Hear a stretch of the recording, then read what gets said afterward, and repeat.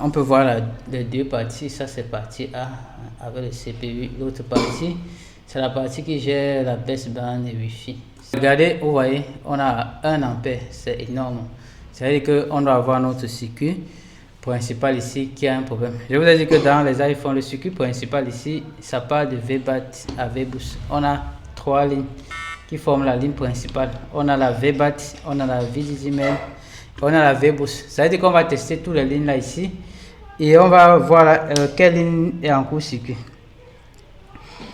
Salut les amis, j'espère que vous allez bien. Aujourd'hui, on va diagnostiquer ça c'est un iPhone 11 Pro Max qui ne démarre pas. Ok, bon, déjà il faut savoir que les iPhones qui ne démarrent pas, généralement, la majorité ce sont les pannes qui sont un peu plutôt faciles à gérer. Dans la majorité des cas, ce sont les téléphones plutôt faciles à gérer. Vu que les iPhones sont les téléphones qui entrent beaucoup en court-circuit. iPhone entre en court-circuit parce que c'est l'un des téléphones qui ont beaucoup de condensateurs. C'est pour cette raison que ça entre beaucoup en court-circuit par rapport aux autres téléphones qui le font un peu moins. Ok, on va diagnostiquer.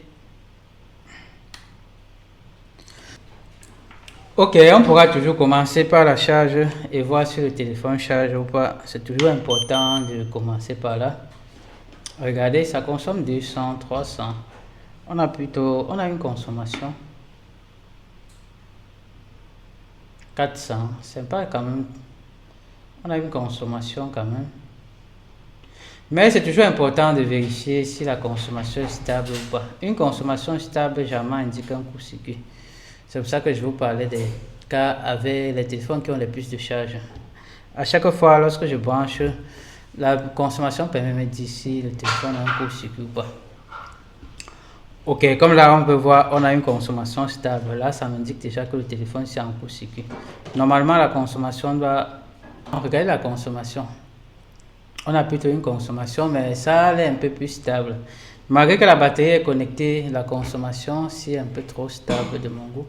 Normalement, ça doit varier un peu plus que ça. Ok, la prochaine étape consiste à déconnecter la batterie et vérifier. Donc, on va déconnecter la batterie et on va vérifier pour voir si on a toujours une consommation.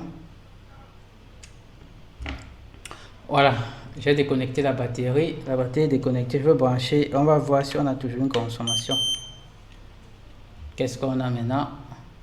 Voilà, regardez, avec la batterie déconnectée, j'ai une consommation de 400. Ça, c'est une consommation normale. C'est normal d'avoir une consommation, sauf comme là, les iPhones, comme je vous ai parlé de la charge avec l'Android, généralement ont une puce de charge. Généralement, lorsque la batterie est déconnectée, on doit avoir une variation. La charge doit varier. On doit avoir l'ampérage qui monte et qui descend. Si ça reste statique, ça indique que le téléphone a un problème de court-circuit. Ok, donc ça veut dire que là, je sais déjà, même sans tester avec l'alimentation, je sais déjà que le téléphone est en court-circuit. Maintenant, je peux le tester avec l'alimentation juste pour me rassurer. J'ai retiré la batterie. Maintenant, on va tester avec l'alimentation et voir comment ça réagit. Là, c'est un iPhone 11 Pro Max, c'est compatible avec le connecteur de l'iPhone 11. Qu'est-ce que ça consomme? Bon, attendez. Voilà.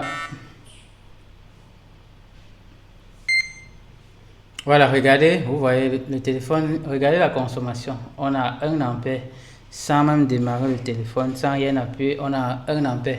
Ici, ça veut dire que notre circuit principal ici est en court-circuit. Là, il va déconnecter et je vais encore reconnecter.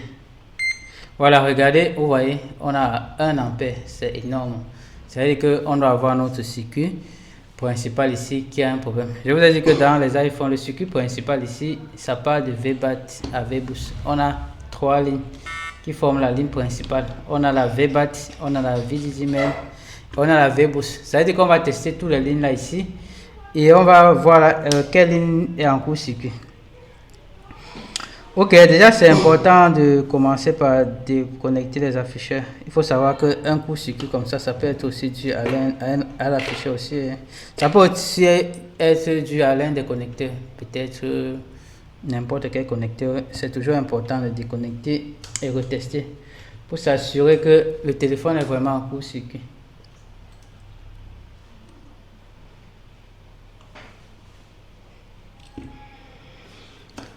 Commencez par déconnecter l'afficheur.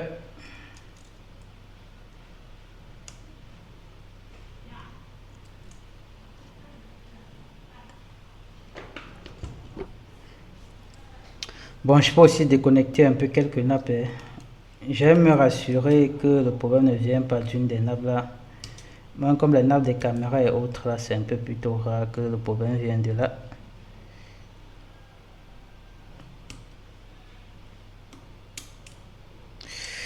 Bon, peut-être, dans tous les cas, je ne sais pas si je serai obligé de retirer la carte mère ou pas, mais je démonte. Là, j'ai déconnecté presque tous les nappes. J'ai déconnecté presque tous les nappes. On va reconnecter et voir si notre court-circuit est toujours là.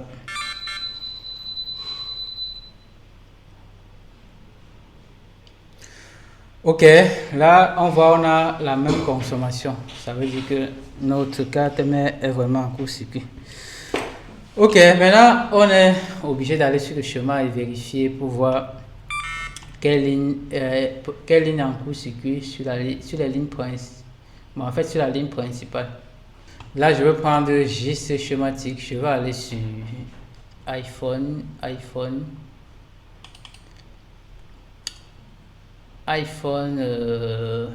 11 Pro Max, oui.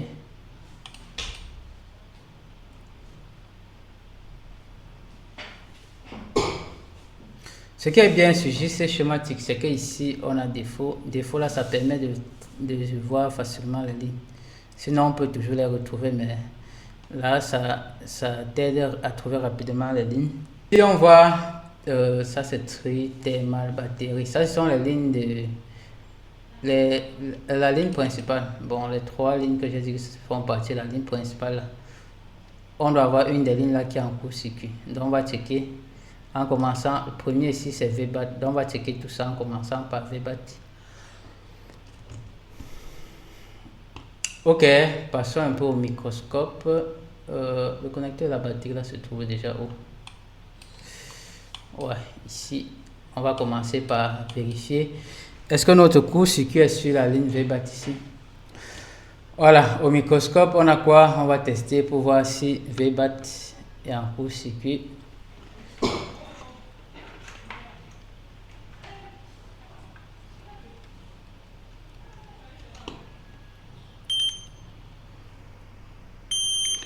Ça c'est la masse, ça c'est VBAT. Voilà, regardez ici, on voit VBAT n'avait pas en court-circuit. Ça c'est plutôt bon. On va vérifier l'autre ligne. L'autre ligne, seconde ligne. On peut le vérifier au niveau du connecteur. Ce connecteur d'afficheur, ça c'est la vie d'email ici. Là on va vérifier si la vie d'email est en court-circuit ou pas.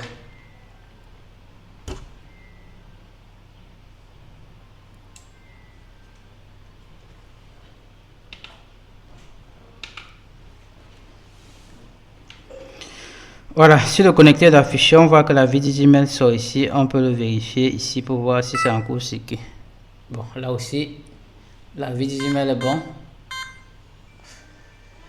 La vie d'email est bon. Maintenant, on va tester la dernière ligne qui reste, qui est la ligne VDD Boost. On pourra le tester. Voilà, il y a un condensateur ici qu'on peut tester dessus. Et ici en bas, on a aussi un condensateur qu'on peut aussi le tester. Donc, on va tester ça ici en bas ou ici en haut. Bon, là en bas, c'est trop loin. Il va falloir retirer la carte, mais...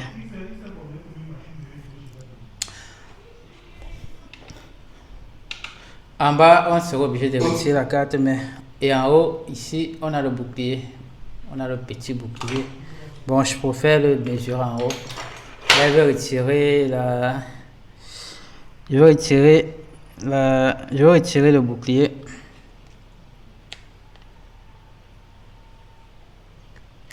Ok, là j'ai retiré le bouclier.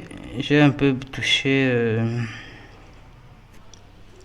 J'ai un peu bougé. En le retirant, j'ai un peu bougé le circuit L2 qui est ici, bon, c'est un circuit de commande. Peut-être ça gère la caméra et autres. Bon, on pourra aussi le gérer après si c'est un problème. On va commencer par tester la ligne L2 qui passe juste à côté. Voilà, on voit la ligne L2 là, c'est juste à côté de notre circuit L2, régulateur L2 là. On va le mesurer pour voir si le condenseur qui se trouve juste à côté de ça est en court-circuit.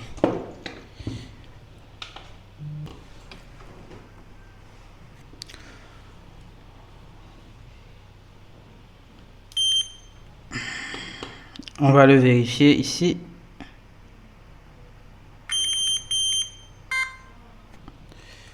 Ok, bon, là on peut voir c'est net toujours pas en court-circuit. Ça veut dire que ici tous les circuits qu'on a vérifiés, circuit L2, circuit principal, rien des circuits là, rien des lignes là est en court-circuit. On va aussi vérifier une ligne aussi qui est très importante aussi qui peut être en court-circuit. C'est jamais une ligne secondaire, mais ça peut affecter au niveau de la consommation. La ligne 3 volts d'alimentation de la NAND, on va le vérifier. Bon, après ça, il peut y avoir aussi les circuits backlight qui peuvent aussi agir directement sur le circuit principal. Donc, on va vérifier la ligne 3 volts de la NAND, on va le tester. C'est déjà où là?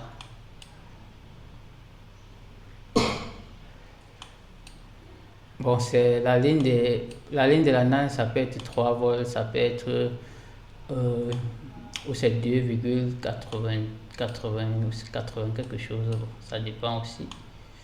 On va vérifier la ligne de tension, la voir. Voilà la ligne ici, oui ici c'est 2. On va vérifier la ligne, c'est voir.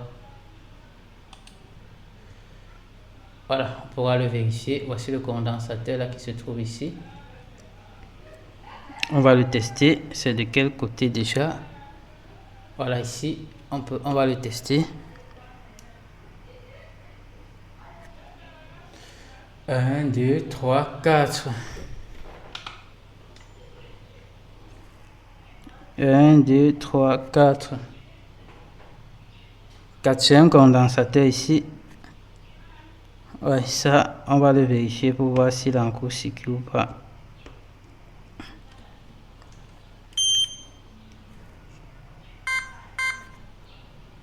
Bon, là, la valeur est bonne. Ok, continuons l'analyse. J'espère aussi que c'est pas... Il y a aussi la puce audio qui peut être aussi la cause.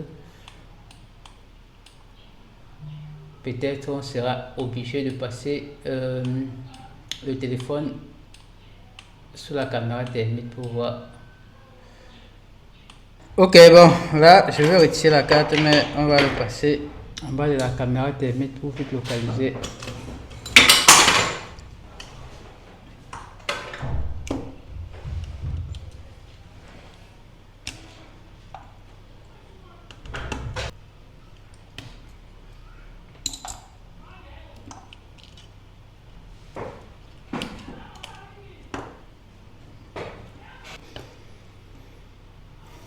Ok, là j'ai sorti la carte, mais la carte mais encore est bien propre. Bon, on va encore le tester à nouveau. Et on va passer en bas de la caméra thermique pour voir où ça se chauffe.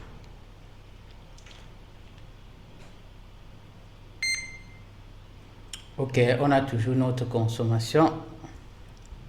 Là, on va passer en bas de la caméra thermique pour voir si c'est en interne. Si c'est en interne, ça peut être peut-être la puce audio.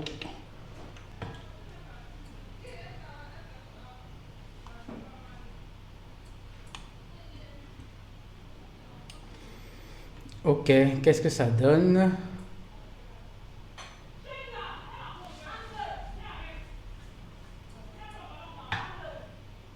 Apparemment, la consommation vient de l'intérieur.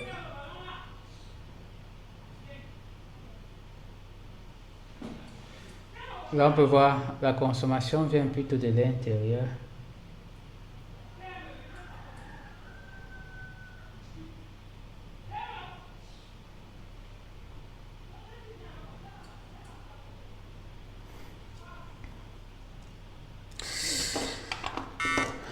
Bon, là, on va être obligé de séparer.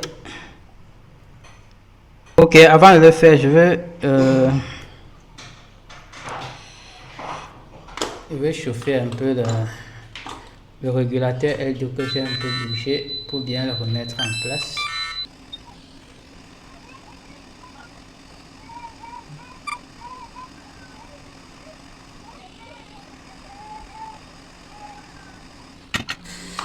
Bon, là, je pense que c'est bon.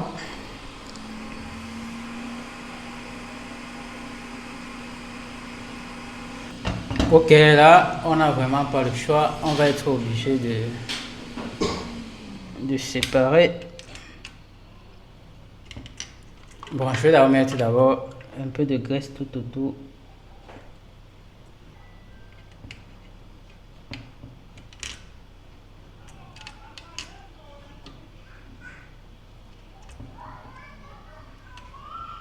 Ok, là, je vais allumer le préchauffeur.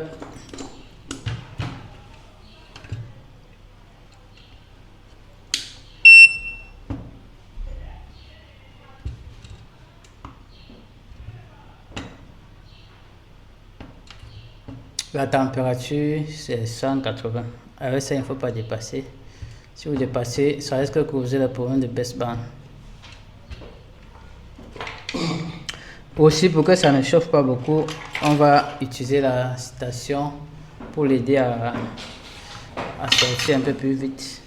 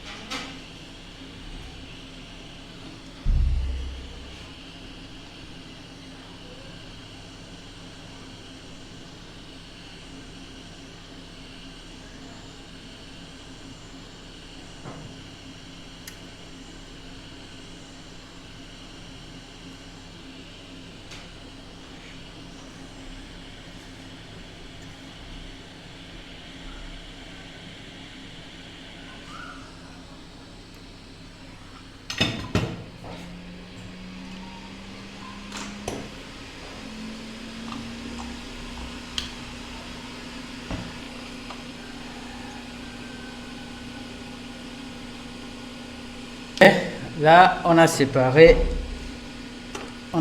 les deux cartes, mais bon, aussi lorsque vous séparez comme ça, il faut toujours vérifier. Surtout la partie B, s'il n'y a pas les billes d'éteinte qui sont ressorties. Si c'est ressorti, ça veut dire que vous aurez le problème avec les baisse bandes après. Si tout est clean, ça veut dire que c'est bon, vous avez bien fait. Donc là, on peut voir les deux parties. Ça, c'est partie A avec le CPU. L'autre partie, c'est la partie qui gère la baisse bande et Wi-Fi. Ça peut bien fonctionner avec la partie, rien qu'avec la partie ici, sauf qu'on n'aura pas ni le baisse band ni le Wi-Fi. Ok. Passons au microscope. On voit si s'il n'y a pas de dégâts, si on a bien retiré.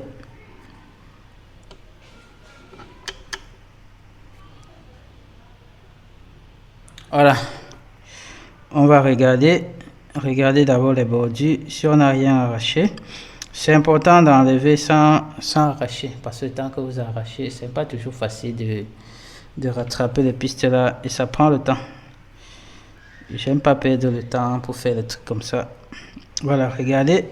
Ensuite, on pourra regarder un peu à l'intérieur pour voir s'il n'y a pas des billes d'éteinte qui sont remontées.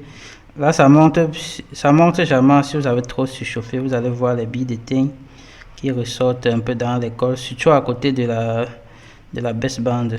Et les puces qui ont les cols comme ça, comme les RFA ici, comme ça. Ok, bon, la partie là est bonne, on va aussi regarder la partie ici. Le court-circuit doit venir de quelque part ici à l'intérieur. Voilà, tout est bon. On va retirer un peu la pâte et on va le retester.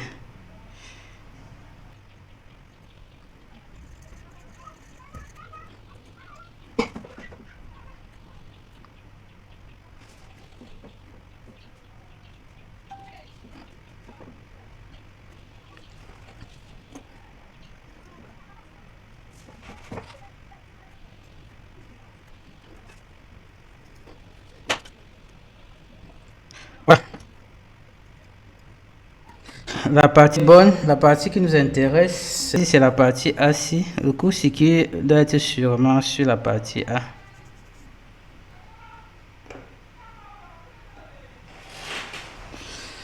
Bon, on va reconnecter l'alimentation et on va regarder, on va voir s'il y a toujours la consommation. S'il y a la consommation, ici ça va être préférable de passer en bas de la caméra thermique pour vite localiser.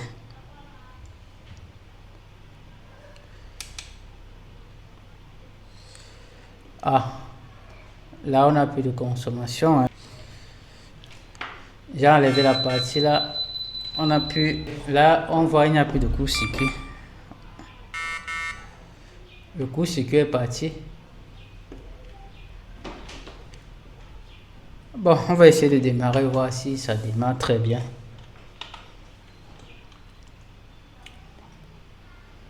Allons sur schéma, JC schématique. On va aller sur défaut là-bas pour chercher le bouton démarrage. Démarrage, voilà, ici. Voilà. Voici la touche d'allumage. On va essayer de l'allumer et voir si ça fonctionne ou pas. Si ça démarre ou pas. Si ça démarre, ça veut dire que le court-circuit vient plutôt de la partie B. Là, on va essayer de le démarrer. Pour le démarrer, ici, on va court-circuiter pour le démarrer.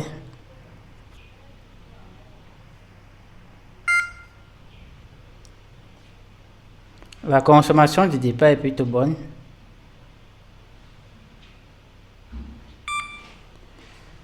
Est-ce que ça va démarrer? Il faut que la consommation monte. Ouais, ok, là, ça y a démarré. Pourquoi ça chute encore? Ok, le téléphone démarre très bien. C'est l'alimentation qui relâche. Je vais enlever la protection sur l'alimentation. Ça surconsomme un peu trop, c'est pour ça que l'alimentation a du mal à relancer, à rester stable. Je vais connecter l'afficheur et on va voir si ça affiche quelque chose.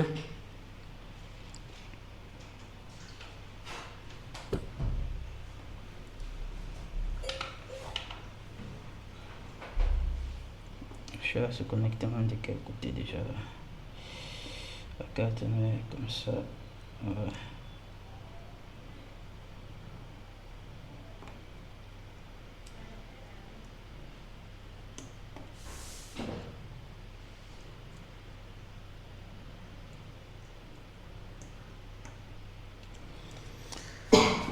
Ok, là je connecte l'afficheur et on va essayer. Ok, là je branche le câble et on essaye du démarrage. Voir.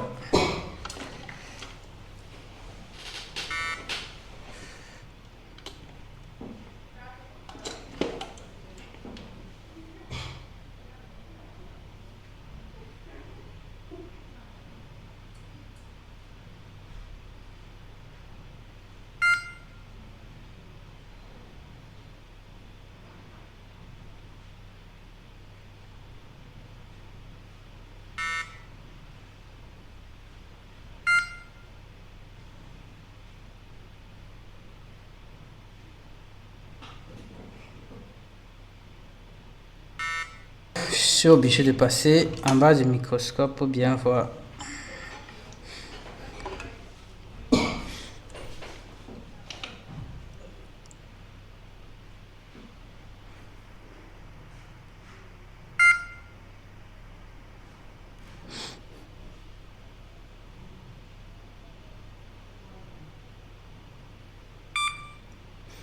Ok, ça a démarré. On peut bien voir le logo.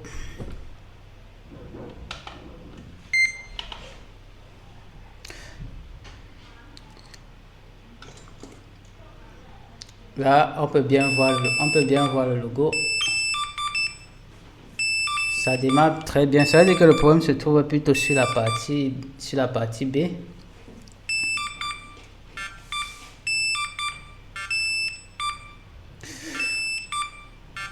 Ah. Et sinon, pourquoi ça va un peu bizarrement comme ça?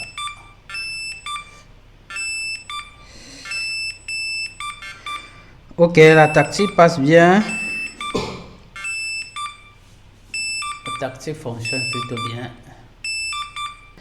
Bon, déjà l'iPhone démarre déjà. Il va falloir regarder plutôt le problème sur la partie B. Ok, bon, on va mettre ça de côté. Maintenant, on va se concentrer sur la partie B. On va chercher la ligne qui est en court-circuit dessus. Un court-circuit sur la partie B, ça peut être sur la ligne, par exemple, Wi-Fi ou sur tout autour de PMU. PMU Bestband.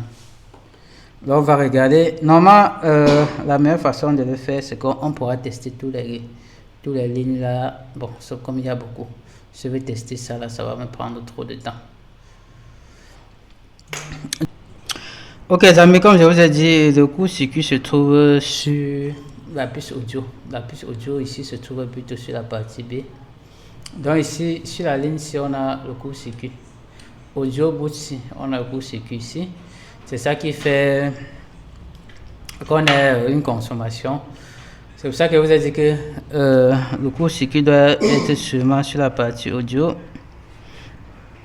Donc là, le condenseur se trouve juste ici, c'est en court-circuit. Là, on va le tester.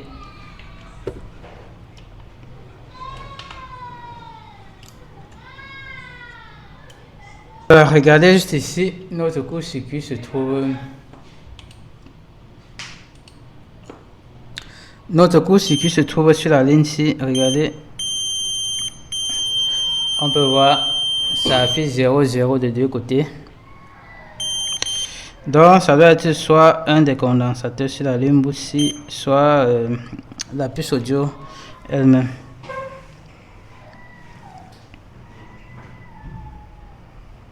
Donc, on va voir. Bon, je pense que ça doit être un condensateur sur la ligne là.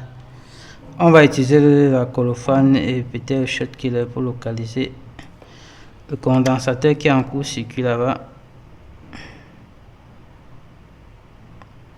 Déjà, on peut même commencer par regarder,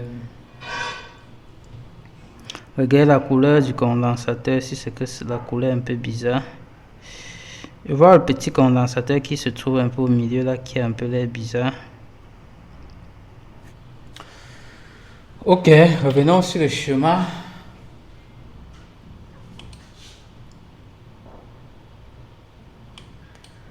Donc on est juste ici. Je vois le condensateur ici, là, un peu bizarre. Le petit condensateur qui se trouve ici.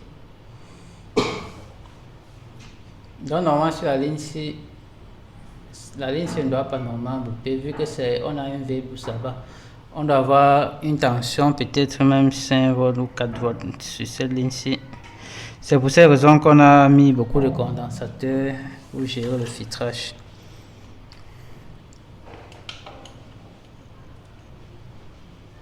Bon, le petit condensateur que je trouve un peu bizarre là, je peux d'abord le sauter. Ensuite, on va, s'il y a encore le court-circuit, on va utiliser le shot killer.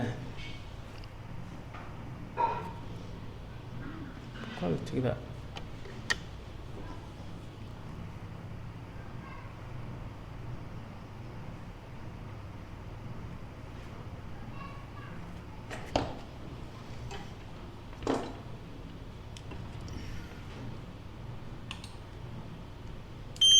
Ok, là je vais encore vérifier.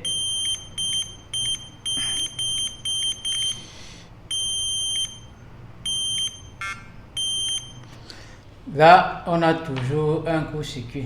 Bon, je serai obligé d'injecter une tension là-bas et voir la pièce qui se chauffe. Là, je vais injecter une faible tension. Hein. Faible tension.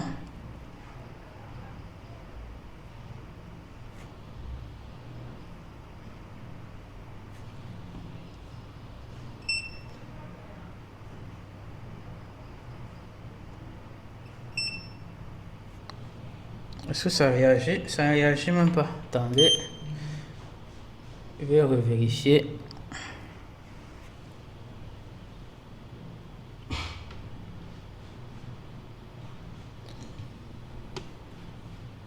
Le shot qui ne réagit pas. Je vais vérifier encore voir. Bon, on a toujours toujours en court-circuit. Je vais augmenter un peu l'ampère, le voltage du shot qui le voit.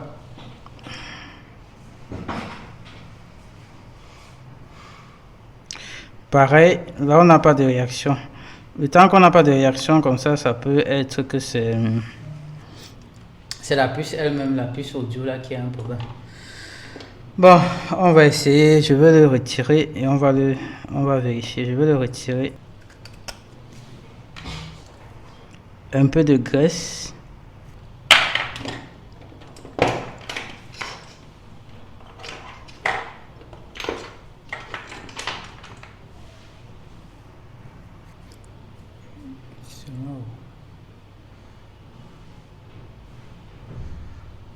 Ok.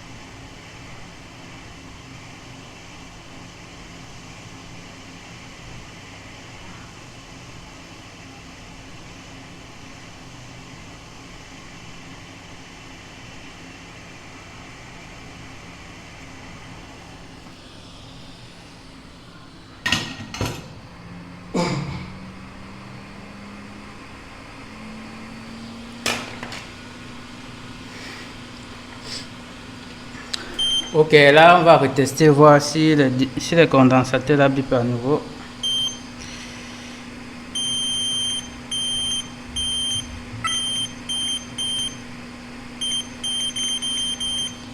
Là ça bip toujours, je pense pas que c'est normal que ça bip. Oh là là, bon.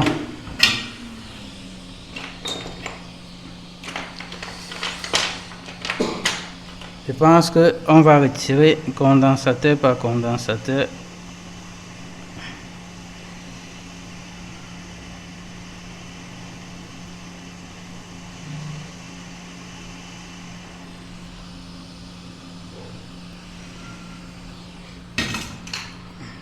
Là, je vais encore tester.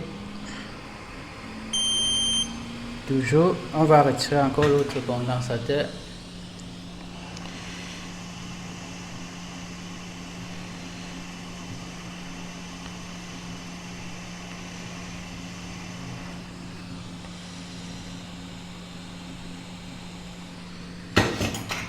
Tester à nouveau.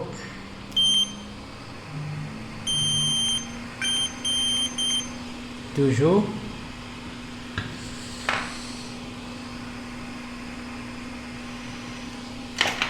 Retirons la dernière. Si ça bip encore, on va vérifier la ligne, la voie.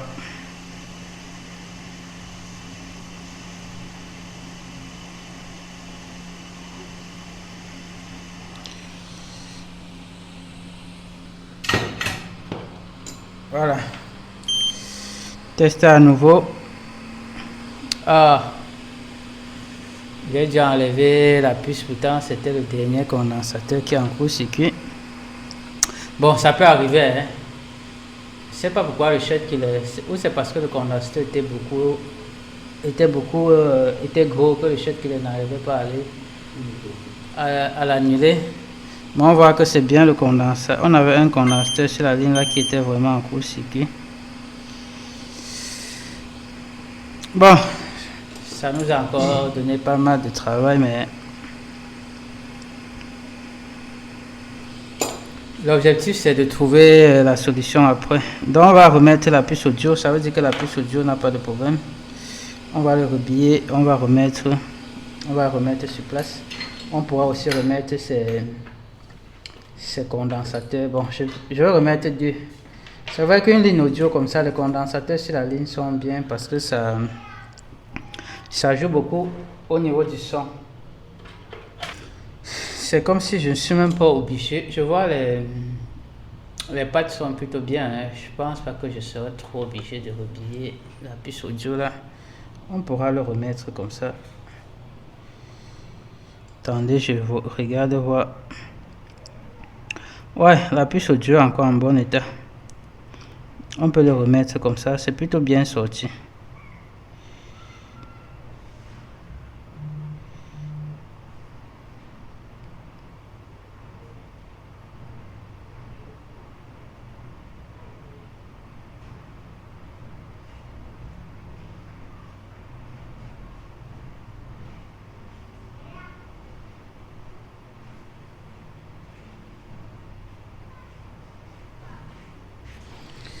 Là, j'ai mis beaucoup de graisse. Ok, on va remettre notre puce audio en place.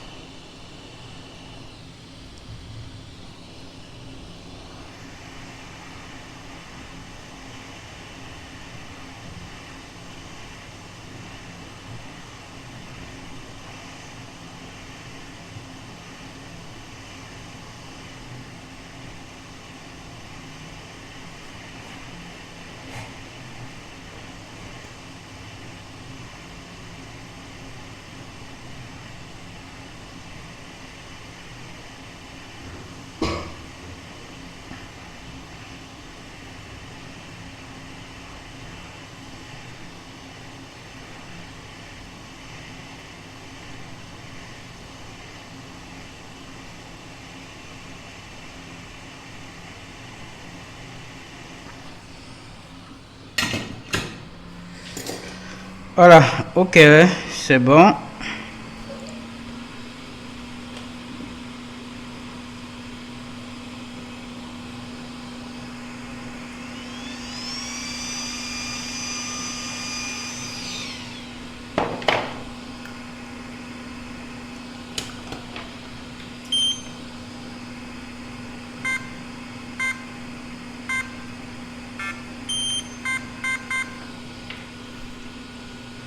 Bon, là, la puce audio est bien placée. Je vais remettre les condensateurs.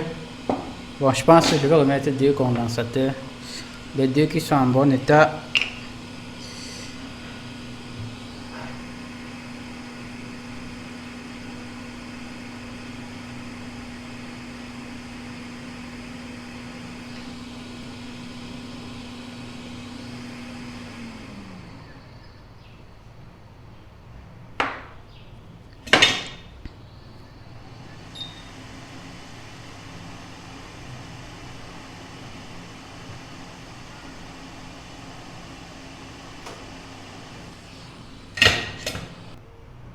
Ok, j'ai trouvé le condensateur qui était en court-circuit. Je vais remettre les 2 qui sont bonnes.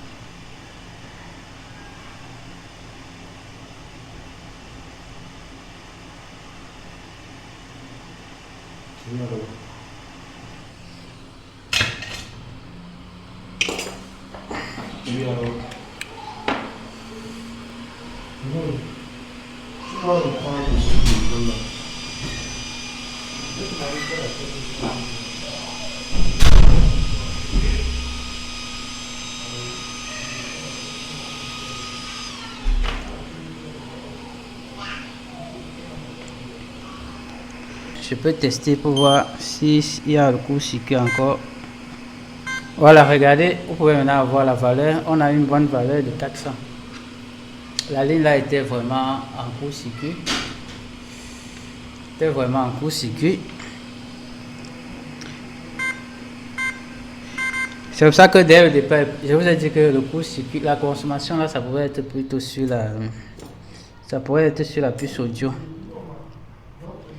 On va nettoyer et on va remonter la carte mère.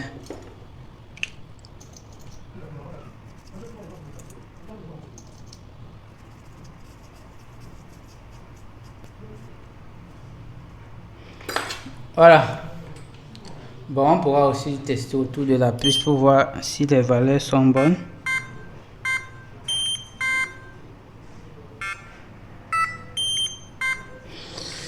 Ok, toutes les valeurs sont bonnes. Mais... Ok, maintenant on peut nettoyer la carte mère et recoller.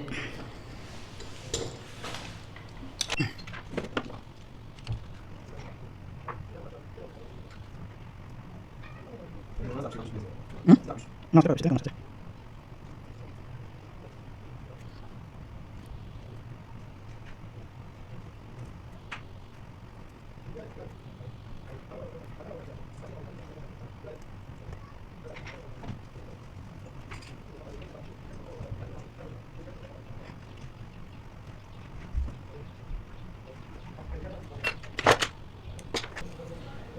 Ok, maintenant je vais nettoyer et la partie ça va être prête pour rhabiller.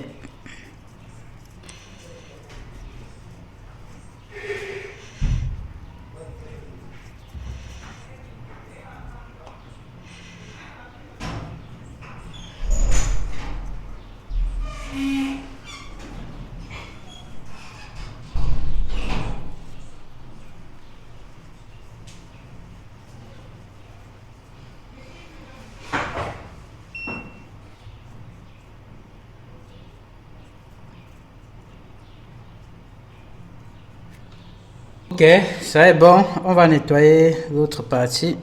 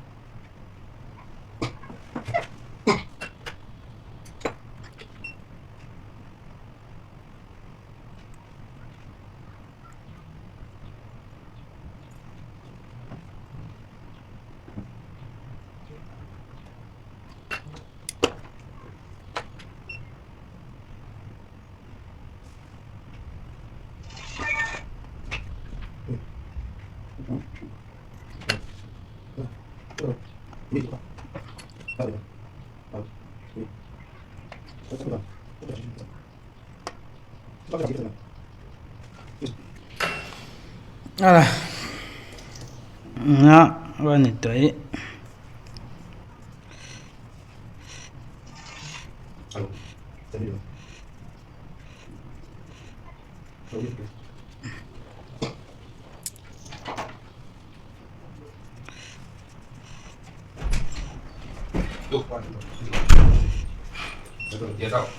Ouais.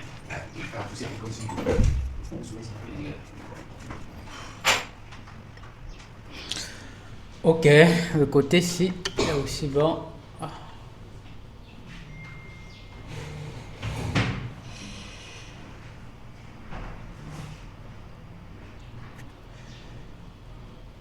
Le côté-ci est aussi prêt. On va mettre de côté. On va rhabiller l'autre partie de la carte mère.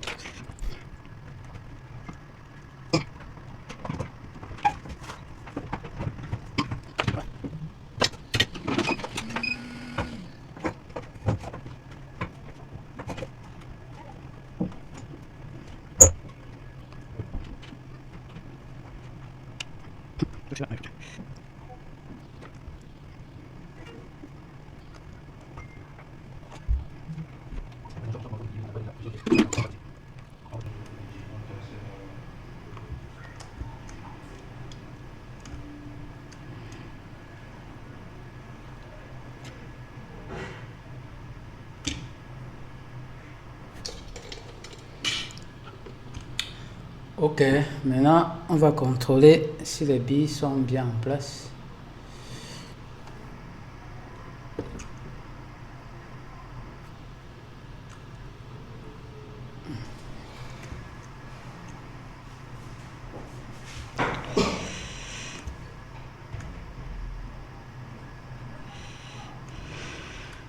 Voilà, ok, là c'est bon.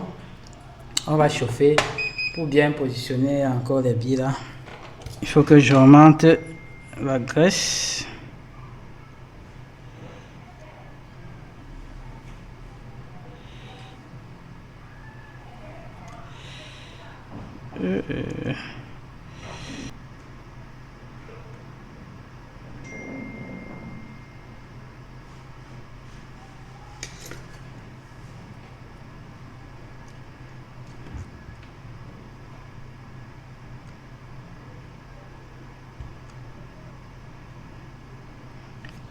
Voilà, maintenant on va chauffer pour que les billes se mettent bien en place.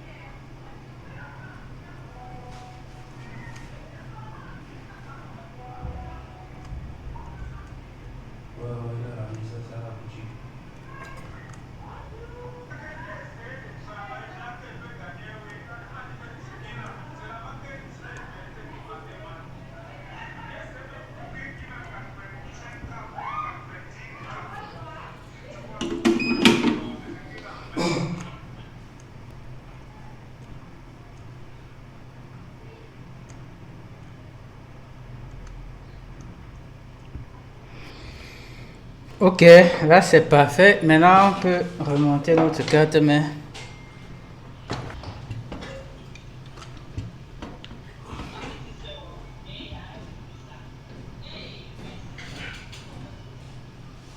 Ok, je pose maintenant l'autre partie. Ensuite, on va chauffer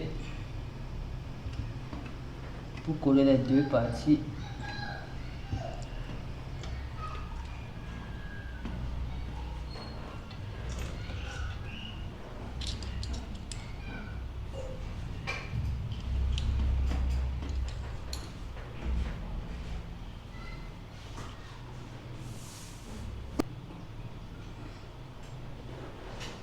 Ok, là je vais allumer le préchauffeur.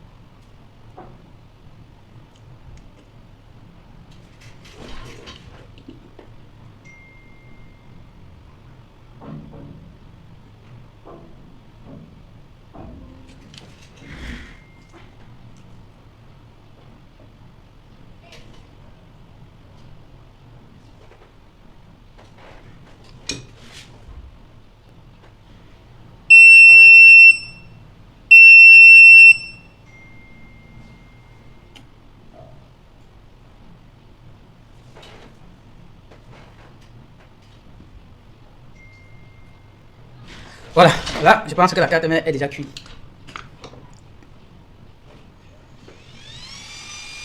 On va refroidir.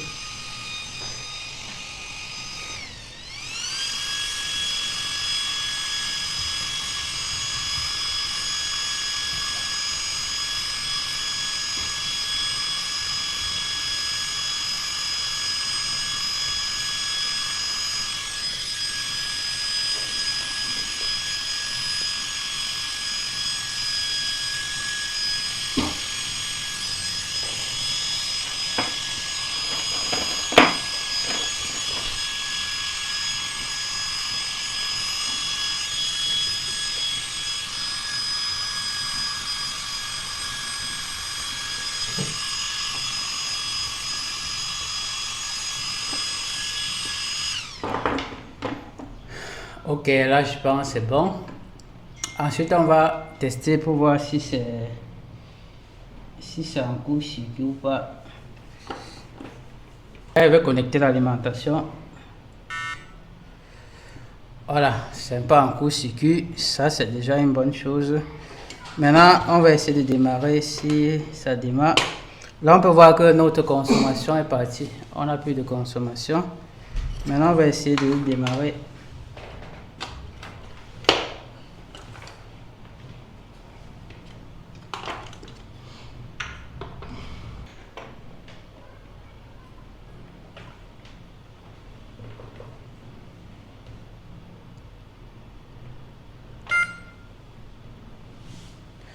La consommation du départ est plutôt bonne.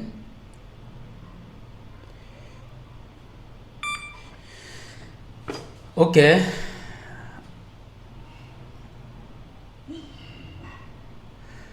Ouais, ça démarre très bien. Maintenant, il reste qu'on remonte et on teste. Avant, je vais d'abord nettoyer. Là, on va tester si on a la baisse bande, Wi-Fi. J'ai même pas le mot de passe, donc je sais pas comment on va tester. Peut-être en mettant, en introduisant une SIM à l'intérieur.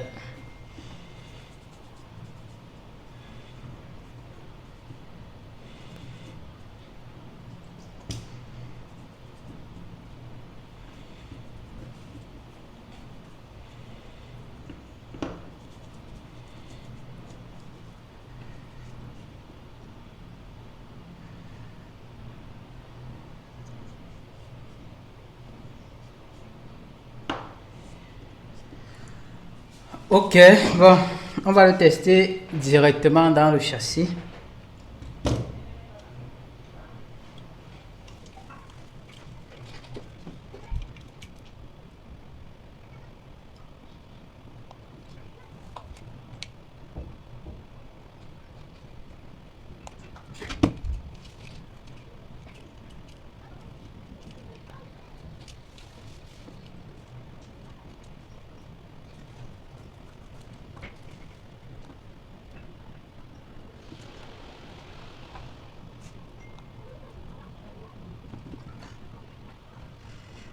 Bon, tous les nappes sont bien connectés. On va mettre l'afficheur et on va le tester. Sa batterie se trouve même déjà où là.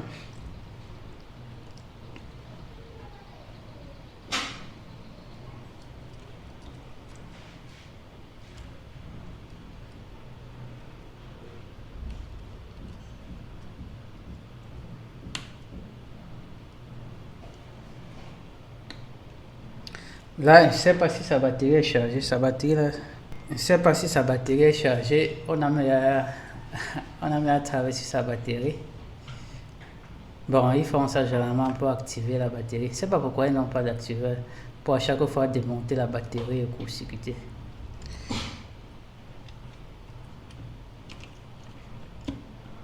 Bon, je vais d'abord tester avec la batterie si la batterie est chargée.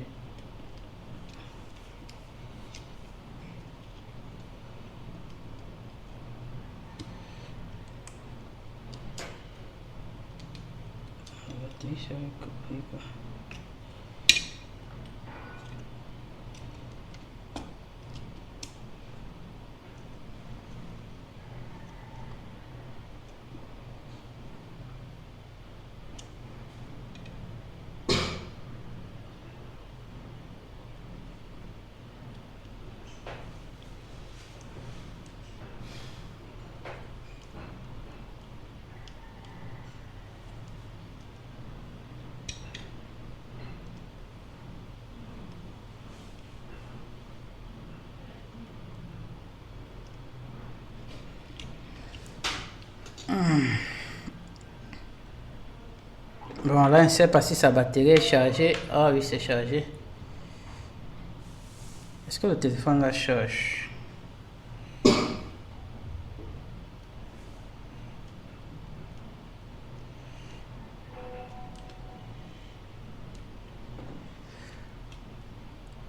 Ça démarre. Par contre, j'ai l'impression que ça ne charge pas. La batterie est déjà à combien? Ah ouais, ça charge. Ok, niveau de la charge, c'est nickel. Ça démarre très bien. La tactile passe bien. Il ne reste plus qu'à tester si ça va lire la SIM. Si la baisse, il ne reste plus qu'à tester si la baisse bas marche.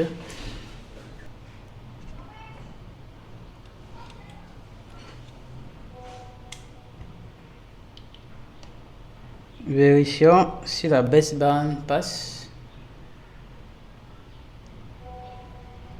Ok, bonne chose. On a la baisse band qui passe, ça donne nickel. Tout donne bien, ça veut dire que si la baisse band donne, c'est ce qui est souvent le plus difficile à donner. Si ça donne, ça veut dire que le Wi-Fi passe bien. Je n'aime pas le mot de passe pour tester. Donc on a un mot de passe, je n'aime pas le mot de passe pour tester. Ok les amis, j'espère que vous avez vu, ça a été un peu long, mais on est arrivé quand même à trouver une solution. Déjà il faut savoir que les iPhones, le diagnostic sur les iPhones parfois c'est un peu plus simple. Si vous faites de façon méthodique, la réparation des iPhones soit un peu plus facile, contrairement aux Android. Bon, même si je fais peu de vidéos sur l'iPhone, c'est parce que la majorité des téléphones que je reçois, c'est beaucoup des Android. C'est pour ça que oui, je fais beaucoup plus de vidéos de l'autre côté là. Ok les amis, j'espère que vous avez aimé la vidéo. Likez, partagez et à bientôt.